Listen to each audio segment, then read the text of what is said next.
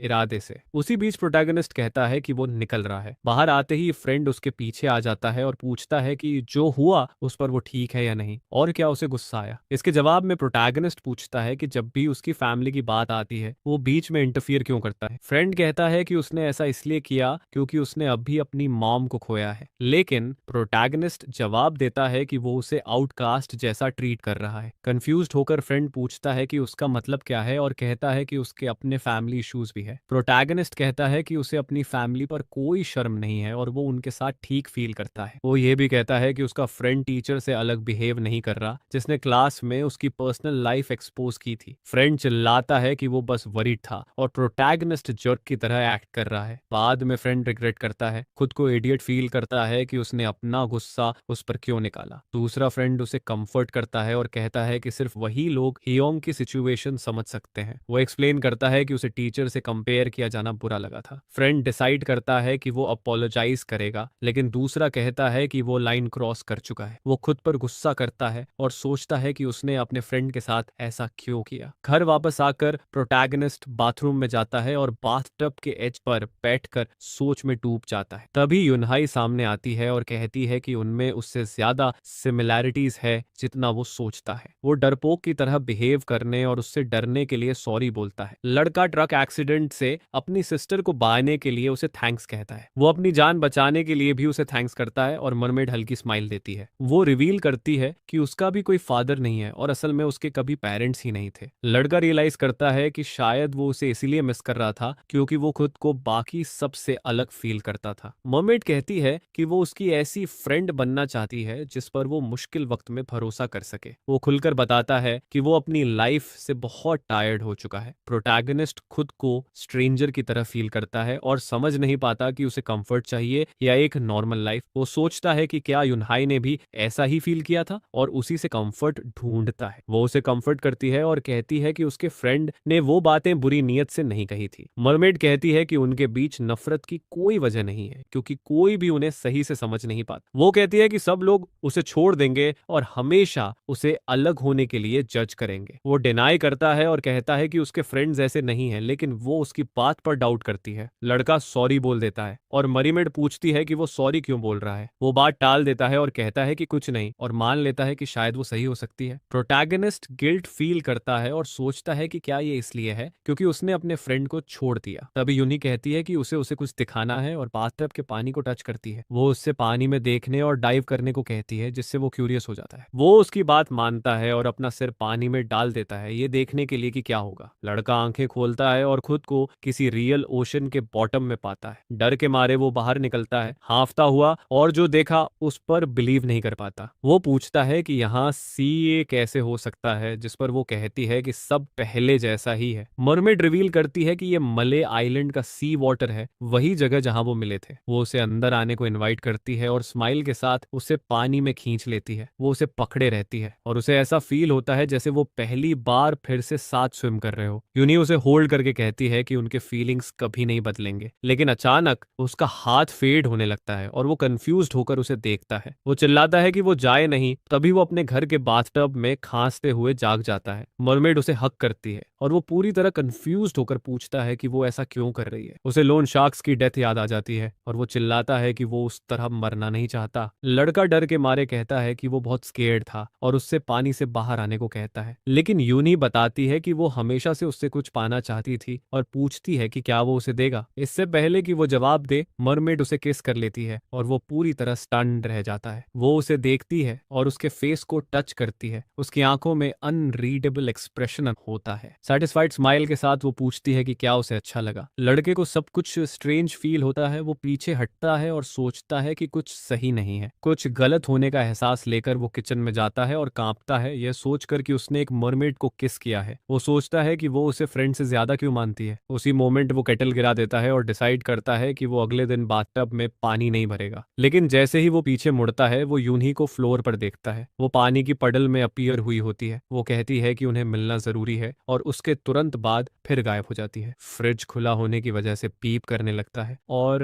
हे confused रह जाता है कि वो फिर से क्यों आई। वो कांपने लगता है, फील करता है कि सिचुएशन पहले से भी ज्यादा खराब है और कुछ बहुत गलत हो रहा है। अगले दिन स्कूल में उसका फ्रेंड उससे फाइनली बात करने आता है। वो कंप्लेन करता है कि अपोलोजाइज करना कितना एम्बैरेसिंग है, लेकिन सबने उसे मजबूर किया। फ्रेंड लाइन क्रॉस करने के लिए सॉरी बोलता है और प्रोटैगनिस्ट अपोलॉजी एक्सेप्ट कर लेता है। उसे यूनी की बातें याद आती है और वो सोचता है कि वो उसके दिमाग में बार बार क्यों आ रही है। प्रोटैगनिस्ट उसे थैंक्स बोलता है और दोनों के बीच फाइनली सुलह हो जाती है, जिससे फ्रेंड कंफ्यूज्ड हो जाता है। तभी पूरा ग्रुप आ जाता है सेलिब्रेट करता हुआ कि दोनों की पैच अप हो गई। वो पिंक हेयर वाली लड़की सिल को क्लासरूम के बाहर बात करने के लिए बुलाता है। लड़की एक्साइटेड हो जाती है और तुरंत यस येस बोल देती है। वो जानता है कि ये गलत है, लेकिन वो इसे अपनी डेली लाइफ पर असर नहीं डालने देना चाहता। लड़का सोचता है कि किसी भी हाल में उसे सबसे पहले खुद को प्रोटेक्ट करना है। वो सोल्बी को कॉल करता है और कहता है कि उसे नहीं पता कि जो कहना है वो कैसे कहे। लड़की स्माइल के साथ उसे एनकरेज करती है कि बिना डर के जो कहना है वो कह दे। वो पूछता है कि क्या उसके पास ऐसे क्लोथ्स है जो उसे अब नहीं चाहिए क्योंकि उसकी सिस्टर बड़ी हो गई है। वो एक्सप्लेन करता है कि वो उसके लिए नए कपड़े खरीदना चाहता था, लेकिन उसके पास पैसे नहीं है। वो अचानक पूछने के लिए सॉरी बोलता है, लेकिन लड़की थोड़ी डिसअपॉइंटेड सी लगती है। सीन कट होकर उसके रूम में आता है, जहां उसकी फ्रेंड्स पूछती है कि वो उसे क्लोथ्स क्यों दे रही है। वो पूछती है कि उसने प्राइवेट में बात क्यों करनी चाहिए और इशारा करती है कि शायद उसे उस पर क्रश है। लड़की फ्रीक आउट हो जाती है और कहती है कि जो हुआ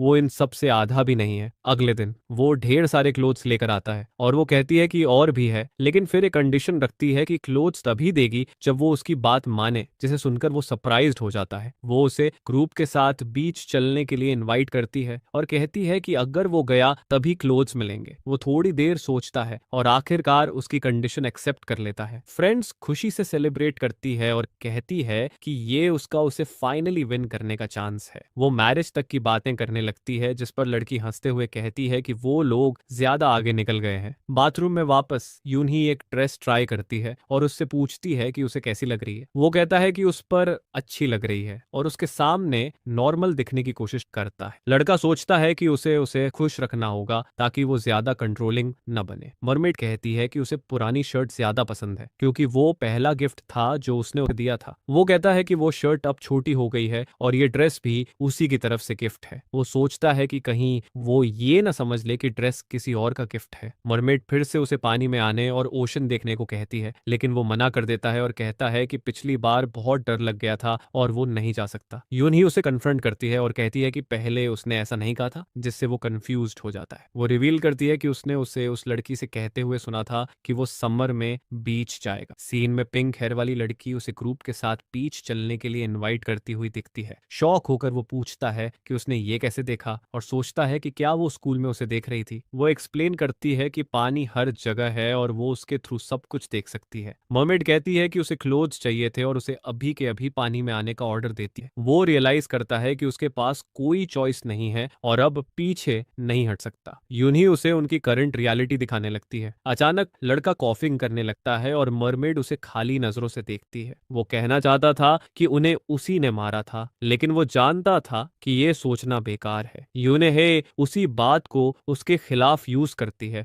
और वो खुद को पूरी तरह उसकी मर्सी पर फील करता है। घर पर वो अपनी सिस्टर पर चिल्लाता है और कहता है कि जब वो घर पर हो तो बाथटब मत भरो। सिस्टर खुद को डिफेंड करती है और कहती है कि वो साइंस प्रोजेक्ट के लिए था, लेकिन वो उसकी बात पर भरोसा नहीं करता। वो चिल्लाता है कि अगर उसे उसकी बात याद होती तो वो कहीं और करती। स्कूल में एक लड़की उसे रोकती है और कहती है कि वो अपना आईडी बैग भूल गया है और इसके लिए पनिशमेंट मिलेगी। उसका फ्रेंड चौंक जाता है और वो सोचता है कि उसने बैज कब खो दिया। वो दिमाग में लिस्ट बनाने लगता है, समझने की कोशिश करता है कि उसके साथ क्या हो रहा है। प्रोटैगनिस्ट सोचता है कि उसे हर आफ्टरनून मरमेड से मिलना पड़ता है और वो डिलेस बिल्कुल पसंद नहीं करती। उसे याद आता है कि यूं ही तभी पानी से बाहर आ सकती है जब वो पास हो, जो सब कुछ और कॉम्प्लिकेटेड बना देता है। अचानक एक आवाज से वो चौंक जाता है। एक क्लासमेट की वाटर बॉटल गिर जाती है और वो डराने के लिए सॉरी बोलती है। वो पूछती है कि क्या किसी के पास पेपर टॉवल्स है, लेकिन क्लासरूम में कुछ नहीं होता। प्रोटैगनिस्ट को आइडिया आता है और वो टिश्यू लेकर लड़की की मदद करने लगता है। वो उसे थैंक्स कहती है और वो कहता है कि जल्दी साफ कर ले। लड़की को उसका एटीट्यूड रूड लगता है और वो सोचती है कि उसे क्या हो गया है। उसके फ्रेंड्स उसके डेस्क पे नोट फेंकते हैं और पूछते हैं कि क्या उसे कुछ हो गया है। होग उनकी तरफ देखता है और सब उसे घूरते हैं, समझने की कोशिश करते हैं कि वो ऐसा बिहेव क्यों कर रहा है। फ्रेंड जवाब देता है कि नहीं, लेकिन साफ दिखता है कि कुछ तो गलत है। वो सोचता है कि वो किसे बता सकता है, लेकिन जानता है कि कोई उसकी बात पर बिलीव नहीं करेगा। कई दिनों तक वो सोचता है कि यूनही से कैसे छुटकारा पाए, लेकिन कोई सोल्यूशन नहीं मिलता। आखिरकार बीच ट्रिप का दिन आ जाता है और सी बिल्कुल सामने होता है। वो टेंस फील करता है और सोचता है कि ये उसकी लाइफ का सबसे मिजरेबल दिन बन गया है। इन पहुंचने पर एक लड़की स्मेल को लेकर कंप्लेन करती है और पूछती है कि क्या इससे बेहतर जगह नहीं मिल सकती थी। वो सामान अनपैक करने का डिसाइड करते हैं और सीधे बीच जाने की बात करते हैं, लेकिन प्रोटैगनिस्ट कहता है कि उसकी तबीयत ठीक नहीं है और वो बाद में आएगा। वो रूम में अकेला रहकर फ्रेंड्स को बीच पर एंजॉय करते हुए देखता है। उसे यूनी की बात याद आती है कि उसे तब आना है जब आसपास कोई ना हो। मरमेड उसे याद दिलाती है कि उसके उसके पास चॉइस नहीं है और उसे उसके ऑर्डर्स मानने ही होंगे। लड़का डरता है कि कहीं वो फ्रेंड्स के सामने अचानक अपीयर ना हो जाए। वो किचन में जाकर पानी पीता है, अभी भी सोच में डूबा रहता है। वो सोचता है कि क्या उसे सच में यूनहे की जरूरत है। एक डिसीजन लेते हुए वो डिसाइड करता है कि उसे यूनहे को हमेशा के लिए डिसअपीयर करने का रास्ता ढूंढना होगा। ग्रुप बीच से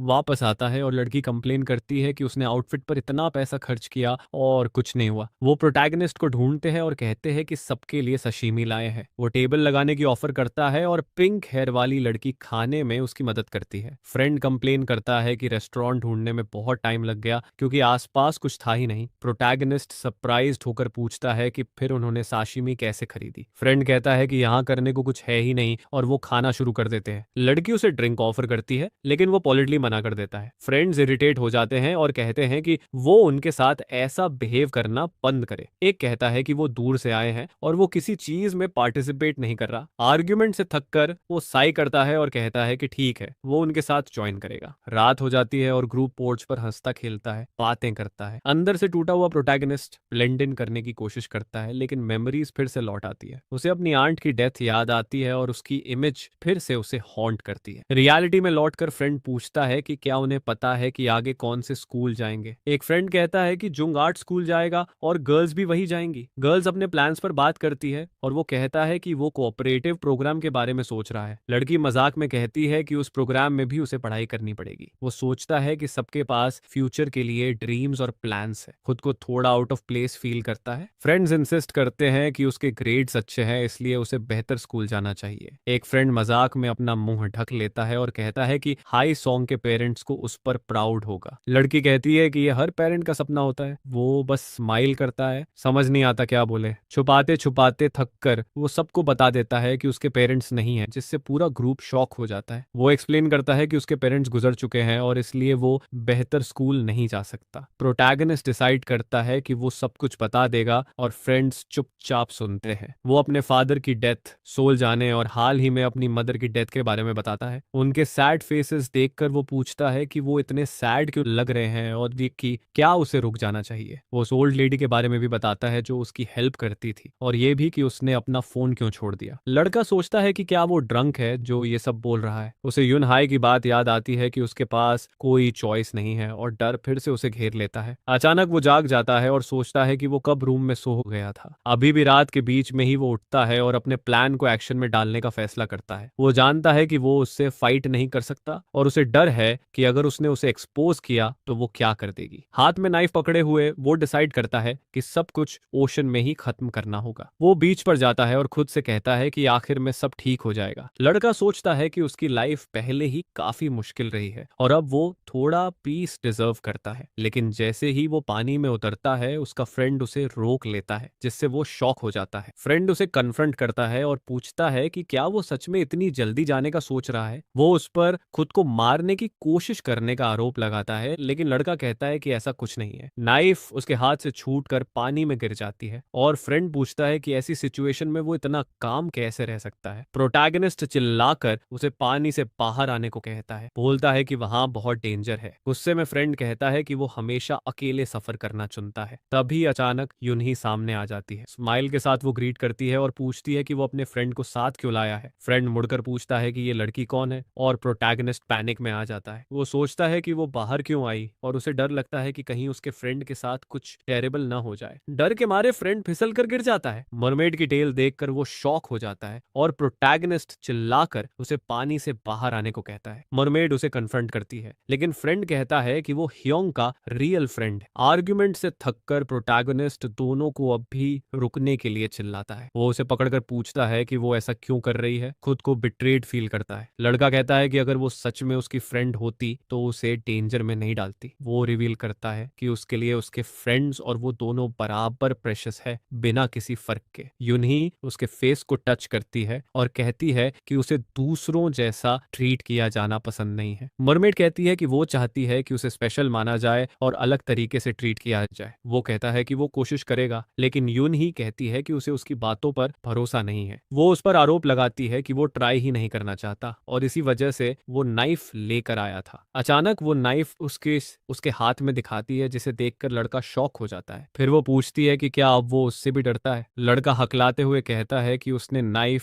सिर्फ खुद को प्रोटेक्ट करने के लिए लाई थी और वो उसे कभी हर्ट नहीं करेगा। मरमेड कहती है कि ऐसा लगता है कि वो अपने फ्रेंड को प्रोटेक्ट कर रहा है, न कि उसे। वो कहती है कि उसने उसे सिर्फ तब प्रोटेक्ट किया था जब वो आइलैंड पर रहते थे। मरमेड कहती है कि उसे ये सिचुएशन और उसका फ्रेंड पास होना बिल्कुल पसंद नहीं है। वो खुद को पानी में फेंक देता है और उससे कुछ भी न करने की भीख मांगता है। कहता है कि ये एक मिस्टेक थी। घुटनों के बल बैठकर वो उससे प्लीड करता है कि उसके फ्रेंड को छोड़ दे। यून ही कहती है कि उसे फ्रेंड की जरूरत नहीं है और वो हमेशा अकेला ही रहा है, चाहे लोगों से घिरा क्यों ना हो। वो उसे मले आइलैंड लौटने का इनवाइट देती है और पुराने हैप्पी मोमेंट्स फिर से जीने को कहती है। वो ऑफर एक्सेप्ट कर लेता है और कहता है कि वो चल सकता है, लेकिन यूनी चाहती है कि फ्रेंड के जाने के बाद ही वो इस बारे में बात करे। प्रोटैगनिस्ट अपने फ्रेंड को उठने में हेल्प करता है और उसे पानी से बाहर ले जाता है। वो फ्रेंड से कहता है कि कुछ मत बोलना और बस चले जाओ, और मरमेड दूर से सब कुछ देखती रहती है। लड़का यूनही से फिर कहता है कि वो कहीं और अपनी खुशी ढूंढ ले, लेकिन वो उस पर भरोसा नहीं करती। वो उस पर फिर से झूठ बोलने का आरोप लगाती है और वो मुड़कर उसका नाम पुकारता है। अचानक फ्रेंड चिल्लाता है और कहता है कि कुछ उसे पानी के अंदर खींच रहा है। प्रोटैगनिस्ट उसे बचाने की कोशिश करता है, लेकिन फ्रेंड चिल्लाता है कि कोई चीज उसे बहुत जोर से खींच रही है। वो पूरी ताकत से उसे ऊपर खींचने की कोशिश करता है, लेकिन समझ जाता है कि मरमेड उसे किसी भी हाल में नहीं छोड़ेगी। डेस्परेट होकर वो चिल्लाता है कि उसे छोड़ दे और कहता है कि उसके फ्रेंड का उनके बीच कोई लेना देना नहीं है। उसे रियलाइज होता है कि वो अपने फ्रेंड को खो नहीं सकता और वो पानी से एक पत्थर उठाता है। पूरी ताकत से वो उस हाथ पर मारता है जो उसके फ्रेंड को पकड़े हुए होता है। उसे छुड़ाने की कोशिश करता है। पानी के अंदर से वो उसे उसी पागल नजरों से देखती है और उसके फ्रेंड का हाथ और जोर से दबा देती है। लड़का दर्द से चिल्लाता है और आखिरकार दोनों मरमेड की पकड़ से छूट जाते हैं। फ्रेंड पानी में डूब जाता है और प्रोटैगनिस्ट डिस्पेयर में उसका नाम चिल्लाता है। आंखों में आंसुओं के साथ वो मरमेड को देखता है, खुद को बिट्रेड और पावरलेस फील करता है। यूनी रिवील करती है कि उसने उसके फ्रेंड को ओशन के बॉटम में भेज दिया है, लेकिन वो अभी मरा नहीं है। मरमेड कहती है कि अगर वो बोलेगा जो वो सुनना चाहती है तो वो उसे वापस ले आएगी। लड़का हकलाते हुए कहता है कि वो उसके साथ आइलैंड चलेगा, लेकिन यूनी कहती है कि वो ये नहीं सुनना चाहती। वो उसे हर्ट करने के लिए सॉरी बोलने की कोशिश करता है, लेकिन वो फिर से उसे रोक देती है। लड़का कहता है कि वो उसकी लाइफ का सबसे इंपॉर्टेंट पर्सन है, लेकिन वो इसे भी डिनाई कर देती है। मरमेड उसे फिर से ट्राई करने को कहती है और उसे पानी में डुबोती है जब तक वो सही जवाब न दे दे। वो उसे हक करती है और कहती है कि तब तक कोशिश करता रहे जब तक वो वही न बोले जो वो सुनना चाहती है। सीन पुलिस स्टेशन में शिफ्ट होता है, जहां प्रोटैगनिस्ट का अंकल उसे इंटरोगेशन के लिए अकेला छोड़ देता है। डिटेक्टिव उसे बुलाता है और एक रूम में ले जाकर केस के बारे में सवाल करता है। डिटेक्टिव उसे याद दिलाता है कि गार्डियन के बिना माइनर का लॉजिंग में रुकना इलीगल है। वो बताना शुरू करता है कि क्या हुआ था। कहता है कि वो सुबह जल्दी बीच गया था, लेकिन जैसे ही वो सीन को दोबारा जीता है उसे पैनिक अटैक आता है और उसे सांस घुटती हुई फील होती है। फ्रेंड के डूबने की इमेज उसके दिमाग में आ जाती है और वो रूम में पैनिक करने लगता है। वो टेबल गिरा देता है और डिटेक्टिव घबरा जाता है, पूछता है कि उसे क्या हो गया है। लड़का कहता है कि उसे याद नहीं आ रहा और वो टेस्टिमोनी कंटिन्यू नहीं कर सकता। सीन बदलता है और एक फ्रेंड की माँ कंप्लेन करती है कि इससे उसके बेटे के कॉलेज एंट्रेंस एग्जाम्स खराब हो जाएंगे। वो हियोंग को ब्लेम करने लगती है, कहती है कि वो गलत संगत में रहता है और उसके पेरेंट्स भी नहीं है। वो अपने बेटे को मारती है और परमिशन के बिना बीच जाने के लिए उसे ब्लेम करती है। डिटेक्टिव उसे काम करने की कोशिश करता है और कहता है कि उसकी बातें इन्वेस्टिगेशन को अफेक्ट नहीं करेंगी। वो फ्रेंड से पूछता है कि हाईशोंग और मिसिंग बॉय का रिलेशनशिप कैसा था। फ्रेंड बताता है कि इंसिडेंट वाली रात मिसिंग बॉय बहुत सेंटिमेंटल हो गया था। वो अश्योर करता है कि उसका फ्रेंड किसी को हर्ट नहीं कर सकता और उसे पूरा यकीन है। डिटेक्टिव पूछता है कि क्या उसने कभी हियोंग की फैमिली को लेकर लाइन क्रॉस की थी। ऑफिसर पूछता है कि क्या वो लोग ड्रिंकिंग कर रहे थे, और यह सुनकर लड़का शॉक हो जाता है। एविडेंस न होने की वजह से डिटेक्टिव्स कंक्लूड करते हैं कि अल्कोहल की वजह से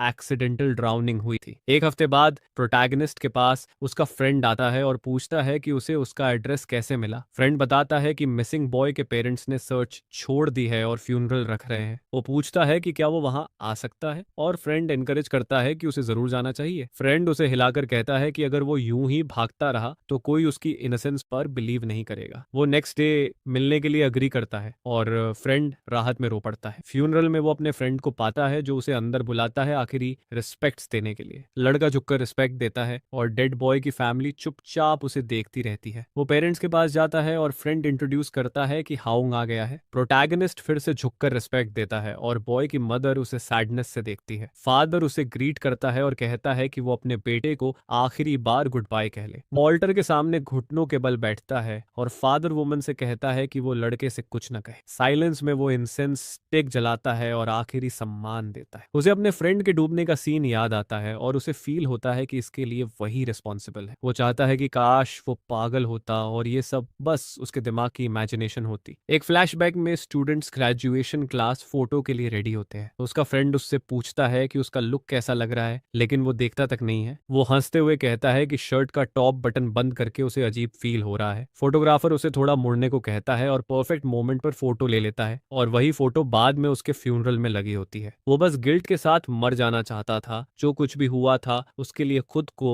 जिम्मेदार मानते हुए वो रिस्पेक्ट में झुकता है। तभी लड़के की माँ हेजिटेंट एक्सप्रेशन के साथ उसके पास आती है। वो टूटती हुई आवाज में पूछती है कि क्या उसने उसके बेटे को हर्ट किया था और क्या सच में वो सिर्फ एक एक्सीडेंट था। फादर उसे रोकने की कोशिश करता है, लेकिन वुमेन प्रोटैगनिस्ट से चिपक जाती है, सच जानने की भीख मांगती हुई। वो याद करती है कि दोनों कितने क्लोज थे और कैसे वो उनके घर आकर डिनर करता था। फादर उसे डांटता है और गेस्ट से माफी मांगता है कि वो सीन क्रिएट कर रही है। मरे हुए लड़के की सिस्टर प्रोटैगनिस्ट और उसके फ्रेंड को बाहर बात करने के लिए बुलाती है। वो उन्हें एक प्राइवेट रूम में ले जाती है और दोनों से बात शुरू करती है। वो कहती है कि फैमिली की हालत ठीक नहीं है और सब कुछ अचानक हो गया। आंखों में आंसू लिए वो कहती है कि उसे अब भी अपने ब्रदर के साथ जो हुआ उस पर यकीन नहीं हो रहा। वो हेजिटेंट होकर उसे हग करती है और कंफर्ट देने की कोशिश करती है। लड़की कहती है कि उसे पूरा यकीन है कि ये एक्सीडेंट ही था, क्योंकि वो उसके ब्रदर का बेस्ट फ्रेंड था। इसी वजह से वो पुलिस से इन्वेस्टिगेशन रोकने को कहेंगे और वो उस पर भरोसा करती है। वो याद करती है कि दोनों हमेशा एक दूसरे का साथ देते थे, लेकिन फिर वो हीरो से कहती है कि वो कभी वहां वापस ना आए। वो कुछ देर रुक जाए और फिर बिना किसी को दिखे क्वाइटली चला जाए। वो गुड बाय कहती है और कहती है कि वो उम्मीद करती है कि वो उसे फिर कभी ना देखे, क्योंकि वही उसके लिए बेहतर होगा। उसका दूसरा फ्रेंड उसके पास आता है और पूछता है कि क्या वो ठीक है, लेकिन प्रोटैगनिस्ट बीच में ही पूछ लेता है कि क्या बारिश शुरू हो गई है। ये कहकर वो मुड़ता है और कहता है कि वो निकल रहा है। वो जानता है कि पानी पास होने पर उसे जितनी जल्दी हो सके वहां से निकलना होगा। वो बारिश में भाग जाता है, फ्रेंड को पीछे छोड़ते हुए, जो उसकी रिएक्शन से कंफ्यूज्ड रह जाता है। उसे यूनहाई याद आती है और वो थ्रेट याद आता है जिसमें उसने कहा था कि कुछ समय तक वो उसे नहीं दिखेगी। मरमेड कहती है कि जब वो समझ जाए कि उसने उसके साथ क्या गलत किया है तब उसे दोबारा बुलाए। बारिश में अकेला खड़ा वो आसमान की तरफ देखता है, पूरी तरह लॉस्ट फील करते हुए उसे रियलाइज होता है कि दुनिया में कहीं भी चला जाए वो उससे बच नहीं सकता। वो अपने फ्रेंड की डेथ के लिए खुद को ब्लेम करता है और डरता है कि कहीं मरमेड फिर किसी और को न मार दे। घर पहुंचते ही उसकी सिस्टर उसे भीगा हुआ देखती है और पूछती है कि क्या वो ठीक है। वो लड़की से कहता है कि वो 3 घंटे के लिए घर से बाहर चली जाए, जिससे वो कंफ्यूज्ड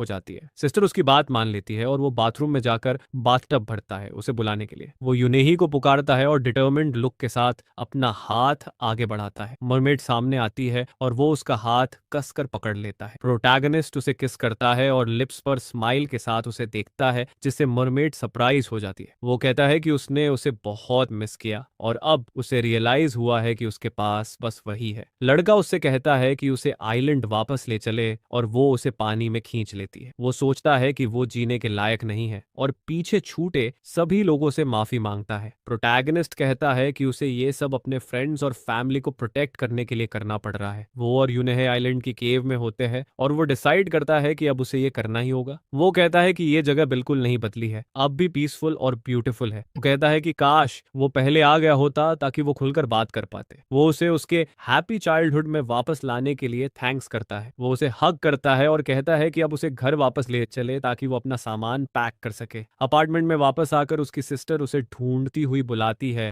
उसके गायब होने से परेशान होती है। लड़की को एक लेटर मिलता है और वो पढ़कर जानती है कि वो 1 महीने के लिए जा रहा है। वो लेटर देखकर कंफ्यूज्ड हो जाती है और सोचती है कि आइलैंड पर उसके ब्रदर के साथ क्या हुआ होगा। वो कहता है कि वो हमेशा से उसका घर देखना चाहता था और मरमेड सरप्राइज्ड हो जाती है। मरमेड कहती है कि उसे अपने फैमिली के बारे में ज्यादा याद नहीं है, बस उसके साथ बिताया फन याद है, लेकिन वो जानता है कि ये झूठ है और उसे अपने चाइल्डहुड का अब्यूज याद आता है। प्रोटैगनिस्ट सोचता है कि जो लॉन्गिंग वो फील कर रहा है वही उसे अपने फैमिली की हर डिटेल याद दिला रही है। वो सोचता है कि अगर वो उसे बाहर लाकर पानी ड्रेन कर दे तो क्या होगा। बीच सिर्फ 3 मिनट दूर है और उसे हटाना मुश्किल नहीं होगा, लेकिन वो जानता है कि वो पहले उसे मार देगी और वो उसे फोर्स से हरा नहीं सकता। 1 महीना गुजर जाता है और वो आइलैंड पर मरमेड के साथ शांत लाइफ जीता है। उसके दिन स्विमिंग और उससे बात करते हुए गुजरते हैं, अपनी सारी प्रॉब्लम्स से दूर। वो चाहता है कि पानी उसके लंग्स भर दे, लेकिन वो उसे ऐसा नहीं करने देती। वो डूबना चाहता है, लेकिन यूने उसे मरने नहीं देती। रात को वो घर लौटते हैं और वो उसके साथ रहती है जब तक वो सो ना जाए। 1 महीने बाद वो फिर से उसके साथ खुश फील करने लगता है, लेकिन वो थोड़ी रिजेंटफुल लगती है और वो कहता है कि वो कभी नहीं समझ पाएगी कि वो किससे गुजर कर आया है। वो उसके लिए दुख महसूस करता है और यंग यूनही को अकेले उसका इंतजार करते हुए इमेजिन करता है। लड़का उसे हक करता है और इतने समय तक उसे अकेला छोड़ने के लिए सॉरी बोलता है। वो कहती है कि उसे दुख हुआ कि वो बदल गया और उसके फ्रेंड्स ने उसे हर्ट किया। मरमेड कहती है कि उसे सफर करते देखना नफरत था, क्योंकि वो उसके लिए पूरी दुनिया था। वो सोचता है कि अगर वो आइलैंड छोड़कर न गया होता तो क्या वो वही रहती। प्रोटैगनिस्ट रियलाइज करता है कि उसकी ग्रीड और सेल्फिशनेस ने सब कुछ बर्बाद कर दिया। वो उसे हक करता है और सोचता है कि उसके बिना वो कभी समझ ही नहीं पाता कि उसके अंदर क्या गलत था। होपलेस सिचुएशन में होने के बावजूद वो उसके पास काम फील करता है। मरमेड नोटिस करती है कि वो सिक लग रहा है और पूछती है कि क्या उसे डिजीनेस फील हो रही है। वो पूछती है कि क्या वो इनफ खाना नहीं लाया और क्या वो स्टार्विंग है। वो एक्सप्लेन करता है कि अब उसे खाना सहन नहीं होता, क्योंकि वो दिन का ज्यादातर टाइम पानी में बिताता है। यूनी कहती है कि अब उन्हें सोल वापस जाना चाहिए, जिससे वो सरप्राइज हो जाता है। वो उसे याद दिलाती है कि उसकी वेकेशन ऑलमोस्ट खत्म हो चुकी है और उसे स्कूल लौटना होगा। वो पूछता है कि क्या वो वापस जा सकता है और उसे हैरानी होती है कि वो सोल में रहने के लिए उससे नफरत नहीं कर रही। मरमेड कहती है कि अगर वो बीमार पड़ गया तो उसे ज्यादा बुरा लगेगा। वो उसे पानी से बाहर निकालती है और हक करती है और उसके लिए थैंक्स कहती है कि उसने हाल में उसके लिए जो कुछ किया। लड़का उसकी काइंडनेस से सरप्राइज हो जाता है और सोचता है कि क्या उसने पहले भी ऐसा फील किया था। घर वापस आकर उसकी सिस्टर उसे हक करती है, उसके गायब होने से परेशान होती है। वो पूछती है कि वो कहाँ था और लड़का कहता है कि उसे मत जगाना, क्योंकि वो सोना चाहता है। सिस्टर रोने लगती है और वो कई दिनों तक ऐसे सोता रहता है जैसे मर गया हो। फाइनली पीस में। वेकेशन खत्म होने से 2 दिन पहले वो बाथरूम में मरमेड से बात करता है। वो कहती है कि वो बाहर की दुनिया देखना चाहती है और वो थोड़ा अनईजी होते हुए अग्री कर लेता है। वो कहता है कि उन्होंने सोल में बहुत टाइम बिता लिया है और अब वो कुछ अलग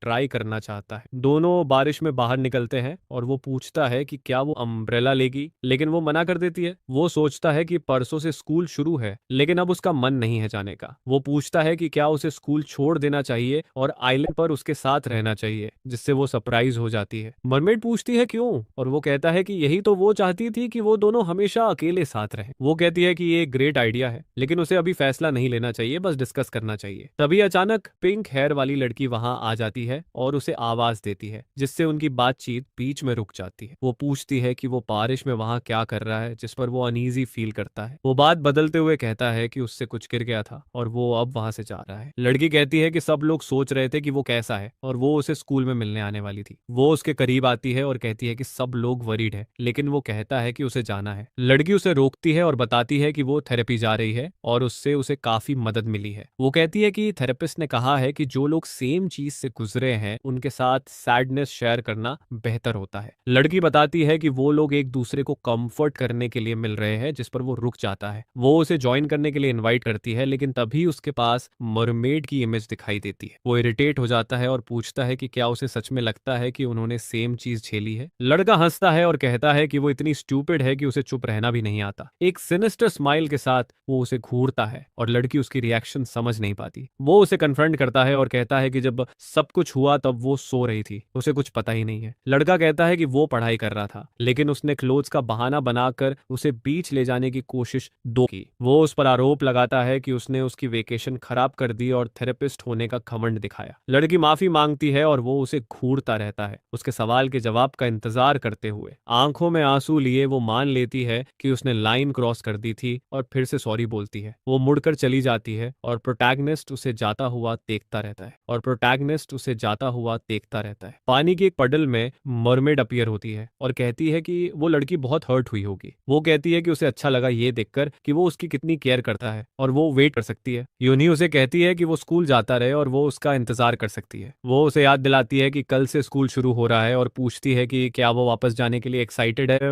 अचानक डोरबेल बजती है और वो चौंक जाता है, समझ नहीं पाता कौन हो सकता है। वो सोचता है कि शायद अंकल होगा, क्योंकि उस वक्त उसकी सिस्टर घर पर नहीं होती। लड़का मरमेड से वेट करने को कहता है और डोर की तरफ जाता है, थोड़ा एंग्शियस फील करता हुआ। डोर खोलते ही वो अपने फ्रेंड को देखता है, जो कहता है कि उन्हें बात करनी है। वो पूछता है कि उसे पासवर्ड कैसे पता चला, लेकिन फ्रेंड कहता है कि बस बात करनी है। वो साई करता है और कहता है कि उसे चला जाना चाहिए, क्योंकि अब वो बात नहीं करना चाहता। फ्रेंड कहता है कि अभी भी माफी मांगने में देर नहीं हुई है और सब कुछ नॉर्मल हो सकता है। वो कहता है कि वो उसे अकेले सफर नहीं करने दे सकता। प्रोटैगनिस्ट कहता है कि फ्रेंड उसके लिए कुछ भी मायने नहीं रखता, जिससे वो स्पीचलेस हो जाता है। फ्रेंड शॉक में होता है और प्रोटैगनिस्ट उसे बाहर निकाल देता है, कहता है कि उसे अकेला छोड़ दे। फ्रेंड जाते हुए पूछता है कि क्या उसने सच में वही मतलब रखा था जो उसने कहा, लेकिन उसे कोई जवाब नहीं मिलता। जाने से पहले वो मुड़ता है और कहता है कि उसे एक इम्पोर्टेंट बात बतानी है। वो बताता है कि उसने पुलिस को उनकी लड़ाई के बारे में नहीं बताया, क्योंकि उसे उस पर भरोसा था, लेकिन अब उसे पछतावा होता है और वो सोचता है कि उस दिन सच में क्या हुआ था। मॉकिंग स्माइल के साथ प्रोटैगनिस्ट पूछता है कि उसने सच क्यों नहीं बताया। फ्रेंड गुस्से में चला जाता है और प्रोटैगनिस्ट पीछे लड़खड़ा जाता है। वो बाथरूम में जाता है और पूछता है कि क्या मरमेड ने सब कुछ सुना, और वो कहती है कि वो क्रूअल है। फ्रेंड सीढ़ियों से नीचे उतरता है, अभी भी प्रोटैगनिस्ट के बिहेवियर से शॉक्ड होता हुआ। वो सोचता है कि शायद उनके बीच कुछ हुआ है, लेकिन उस ख्याल को झटक देता है। तभी उसे हियंग की सिस्टर सीढ़ियों पर बैठी दिखती है। लड़की पूछती है कि क्या उसने उसके भाई से बात की, और वो उदासी से उसकी तरफ देखता है। वो माफी मांगता है और कहता है कि वो उसकी मदद के लिए कुछ नहीं कर सकता। सिस्टर पूछती है कि क्या ये सच में सच है, और क्या वो उसके भाई की बिल्कुल मदद नहीं कर सकता। फ्रेंड पूछता है कि क्या उसके पास फोन है और अपना नंबर सेव कर देता है, ताकि जरूरत पड़ने पर वो कॉल कर सके। वो चला जाता है और लड़की अपने भाई और फ्रेंड की चिंता में फोन को देखती रहती है। स्कूल फिर से शुरू होता है और प्रोटैगनिस्ट क्लासरूम में एंटर करता है, खुद को आउट ऑफ प्लेस फील करता हुआ। सब लोग उसे घूरते हैं, क्योंकि उन्हें बीच वाला इंसिडेंट पता होता है। वो अपनी डेस्क पर बैठता है और उसका फ्रेंड पास आकर उसके शोल्डर पर हाथ रखता है। वो उसे लंच के लिए इनवाइट करता है और कहता है कि वो पे करेगा रिकनेक्ट करने की कोशिश में, लेकिन प्रोटैगनिस्ट उसका हाथ झटक देता है और बिना कुछ बोले क्लास से बाहर निकल जाता है। हॉलवे में वो लड़कियों को देखता है और बिना ग्रीट किए उनके पास से निकल जाता है। फ्रेंड सिल्वी से कहता है कि अब उससे बात मत करना, और कहता है कि उसे यकीन नहीं हो रहा कि उसने उसे इग्नोर कर दिया। टीचर क्लासरूम में आता है और अटेंडेंस के लिए सबको बैठने को कहता है। वो कंफ्यूज्ड होकर मर चुके फ्रेंड का नाम पुकार देता है, जिससे माहौल भारी हो जाता है। उस दिन के बाद स्कूल में कोई भी प्रोटैगनिस्ट से बात करना बंद कर देता है। 2 हफ्ते बाद वो अपनी सिस्टर से फिर कहता है कि वो कुछ देर के लिए घर से बाहर चली जाए। वो मना कर देती है और पूछती है कि हर बार जब उसे अकेला रहना होता है उसे क्यों जाना पड़ता है। लड़की कहती है कि फ्यूनरल के बाद से वो अजीब बिहेव कर रहा है और उसे उससे डर लग रहा है। वो उसकी प्रोटेस्ट्स और रोने को इग्नोर करके उसे घर से बाहर धक्का दे देता है। लड़का कहता है कि कुछ भी गलत नहीं है और 4 घंटे बाद आने को कहता है। बाहर वो खुद को समझाने की कोशिश करती है कि उसे स्पेस देना चाहिए। वो रोना बंद करती है और सोचती है कि शायद वो उसकी केयर करते करते थक गया है। लड़की कैफे जाती है और एम्प्लॉई से कंप्लेन करते हैं कि वो सिर्फ बाथरूम यूज करती है। एक एम्प्लॉई उसे कन्फ्रंट करता है और पूछता है कि बिना कुछ खरीदे वो रेस्ट रूम क्यों यूज कर रही है। वो कहता है कि सिर्फ पेइंग कस्टमर्स ही रेस्ट रूम यूज कर सकते हैं। कस्टमर्स लड़की को पहचान लेते हैं और सोचते हैं कि वो वहां ट्रबल में क्यों है। एम्प्लॉई पूछता है कि क्या उसका कोई घर नहीं है, और बाकी कस्टमर्स उसका मजाक उड़ाते हैं। अचानक कोई उसे आवाज देता है और वो मुड़कर देखती है, जिसे देखकर वो सरप्राइज्ड हो जाती है। पिंक हेयर वाली लड़की और उसके भाई का फ्रेंड उसे अपने साथ बैठने के लिए बुलाते हैं। सो एम्प्लॉई को कन्फ्रंट करती है और उसे नीचे प्राइवेट बात करने को ले जाती है। वो लड़की को टेबल तक लाते हैं और बताते हैं कि वो उनकी मदद के बारे में बात कर रहे थे। छोटी लड़की रोने लगती है और वो उसे कंफर्ट करते हैं, कहते हैं कि सब ठीक हो जाएगा। एक फ्रेंड पूछता है कि हियोंग अचानक इतना स्ट्रेंज क्यों बिहेव करने लगा। सिस्टर कहती है कि वो पहले बहुत अच्छा था, लेकिन अब मीन हो गया है, और वो ये और उसे बाथरूम भी यूज नहीं करने देता। फ्रेंड रियलाइज करता है कि वो सिर्फ सोल बाय पर नहीं चिल्ला रहा, बल्कि उसकी पर्सनैलिटी ही बदल गई है। वो कहती है कि शायद ये बाथटब की वजह से है और वो सिक नहीं है। लड़की बताती है कि वो टब खाली करने से मना करता है और वार्निंग्स वाले नोट्स छोड़ता है। सब डर जाते हैं और सोचते हैं कि कहीं उसे कोई मेंटल इशू या ऑब्सेशन तो नहीं है। सिस्टर शॉक होकर पूछती है कि वो किस एक्सीडेंट की बात कर रहे हैं, क्योंकि उसे कुछ पता ही नहीं है। एक लड़की मजाक में कहती है कि शायद वो किसी कल्ट में शामिल हो गया है, जिससे छोटी लड़की डर जाती है। वो कहती है कि वो सच जानना चाहती है और उसे अच्छा लग रहा है कि उन्होंने हार नहीं मानी। फ्रेंड कहता है कि उन्होंने बहुत सोचा है और जरूर उसकी चेंज के पीछे कोई वजह है। वो प्रॉमिस करता है कि वो पूरी कोशिश करेंगे, और असली सवाल ये है कि क्या वो वापस आना चाहता है या नहीं। सो वापस आती है और प्रोटैगनिस्ट की सिस्टर के लिए ढेर सारी स्वीट्स लाती है। वो बताती है कि एम्प्लॉई ने माफी के तौर पर ये स्वीट्स भेजी है। फ्रेंड मजाक में एक मांगता है, लेकिन सोए कहती है कि ये सारी हाइबिन के लिए है। छोटी लड़की खुशी खुशी खाने लगती है और सब उसे स्माइल के साथ देखते रहते हैं। फ्रेंड सोचता है कि हिबिन के पास इतनी केयर करने वाली